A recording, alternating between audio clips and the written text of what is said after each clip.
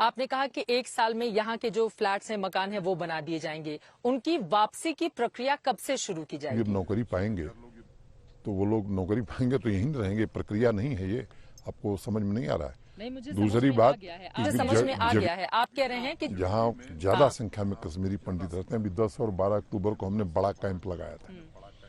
Jammu Kashmir bank को निर्देश दिया कि वहाँ का जो भी युवा अगर इंटरप्रेन्योर बनना चाहता है तो आप फाइनेंस करिए, और ऐसे तमाम कश्मीरी युवकों को बैंक फाइनेंस कर रहा है, वो इंटरप्रेन्योर बनेंगे। तो वापसी का ही ये रास्ता है, उसी दिशा में हम जा रहे हैं। मतलब 1 साल मोटा मोटा वक्त हम माने, उसके बाद फिर यहाँ पर हम देखेंगे कि बड़ी तादाद में कश्मीरी पंडित आकर रह पाएंगे। ये संख्या और भी बढ़ेगी। अभी भी मेरे पास ठीक है, विदेश में रहने वाले अनेक ऐसे भाइयों बहनों का पत्र आता है, मेल आता है। लोग कहने साहब हम माना चाहते हैं, कुछ करना चाहते हैं। एक NRI है, US में रहते हैं, उन्होंने कहा कि मैं अपने गाँव में स्कूल बनाना चाहता हूँ। तो ऐसे बहुत सारे लोग हैं जो यहाँ आना चाहते हैं और यहाँ कुछ करना चाहते हैं। ठीक है, हमने अब तक बात कर ली है राजनीतिक दलों की, गुपकार जो घोषणा किया गया है उसकी, और साथ ही कश्मीरी पंडितों की। अब मैं मूल मुद्दे पर आ जाती हूँ, आतंकवाद। देखिए, अभी मेरी आपसे बातचीत हो रही है और अभी भी मुठभेड़ चल रही है। आज ही 2 आतंकवादियों के मारे जाने की खबर भी सामने आई है। ये जो जीरो टॉलरेंस की नीति सरकार की थी कि आतंक मुक्त कर दिया जाएगा पूरे इलाकों को, 370 खत्म किए जाने के बाद बीते 14 महीनों में, 1 साल में यहाँ पर क्या बदला है सर? होने के बाद बहुत कुछ बदला है। आतंकवाद पर काफी हद तक नियंत्रण करने में सरकार सफल रही है। फोर्सेस का अपर हैंड है, और मैं जो रोज घटनाएं जिनके कारण कश्मीर चर्चा में होता था, मैं समझता हूं कि आप खुद महसूस कर रही होंगी कि अब उस तरह की घटनाएं यहाँ नहीं होती हैं। हाँ, ये ठीक है कि 10% भौगोलिक स्थिति जो यहाँ की है, 10% भूगोल और 10% एरिया जहाँ भी आतंकवाद का है, हमारी फोर्सेस पूरी मुस्तैदी से लगी हैं, और मैं उम्मीद करता हूं कि आने वाले दिनों में उस पर भी हम कामयाबी प्राप्त करेंगे। मतलब आतंक का संपूर्ण सफाया यहाँ से हो जाएगा। हमारी यही बारे में आश्वस्त कराना कि आतंक से मुक्ति यहाँ के लोगों को मिले, क्योंकि यहाँ के लोग ऊब चुके हैं। लोगों के दिल में तड़प है, लोग मोहब्बत से रहना चाहते हैं, यहाँ की परंपरा को जीवित करना चाहते हैं।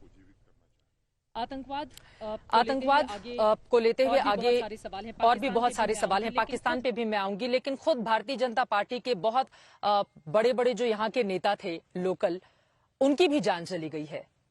तो उनके घर वालों को आप लोगों की ओर से कैसे आश्वस्त किया गया? परसों एक पत्रकार के मारे जाने की खबर भी सामने आई है, एक इंस्पेक्टर की भी शहादत की खबर सामने आई है। इस पर कब लगाम लगेगी सर? इस पर रोक कब लगेगी? छिटपुट घटनाएं हो रही हैं, दुखद है, और मैं आपसे कहना चाहता हूं कि हम पूरी कोशिश कर रहे हैं कि इस तरह घटनाएं न हो। केवल भारतीय जनता पार्टी के नहीं, अनेक राजनीतिक दलों के कार्यकर्ता मारे गए, उन सबके परिवारों के प्रति मैं संवेदना व्यक्त करता हूं, और सुरक्षा के जितने कड़े उपाय किए जा सकते हैं चुने हुए प्रतिनिधियों के लिए, हम सुरक्षा के पुख्ता इंतजाम कर रहे हैं। लेकिन यहाँ की जो चुनौती है, मैं समझता हूं कि उसका एक व्यापक रूप है, और जिसको मैं शायद आपसे साझा नहीं कर पाऊंगा, लेकिन मैं ये जिम्मेदारी से बात कहना चाहता हूं। भारत सरकार, गृह मंत्रालय, हम सब लोग मुस्तैदी से काम कर रहे हैं कि कैसे इस समस्या से पूरी तरह से निजात जम्मू कश्मीर को दिलाई जा सके। पाकिस्तान को लेकर क्या रणनीति कुछ बदली है, तब्दील हुई है? क्योंकि सीज फायर का उल्लंघन लगातार जारी है, वहां से हर रोज हिंदुस्तान को लेकर, कश्मीर को लेकर बयानबाजी जारी है। उस मुद्दे पर कैसे आप लोग आगे बढ़ रहे हैं? मुझे लगता है कि वहाँ न विकास है, न कानून का राज है, इसलिए वहाँ के स्थानीय जनता का ध्यान भटकाने के लिए वहाँ का जो शासन तंत्र है वो अनावश्यक भावनात्मक रूप से लोगों को उकसाता है, इस तरह के काम करता है। हमारी जो सेनाएं हैं या बॉर्डर सिक्योरिटी फोर्स के लोग जो बॉर्डर पर लगे हैं, वो पूरी तरह से सक्षम है किसी भी चुनौती का सामना करने के लिए, और वो जवाब भी समय समय पर देते हैं।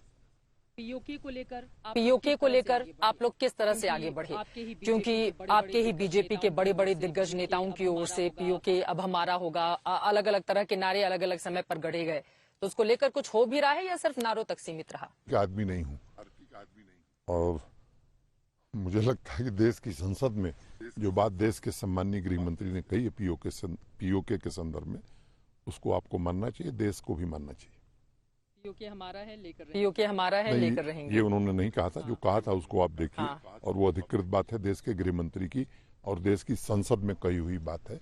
मैं समझता हूं कि एक जिम्मेदार गृह मंत्री ने देश की संसद के माध्यम से देश को भरोसा दिया है और देश उस पर भरोसा कर रहा है।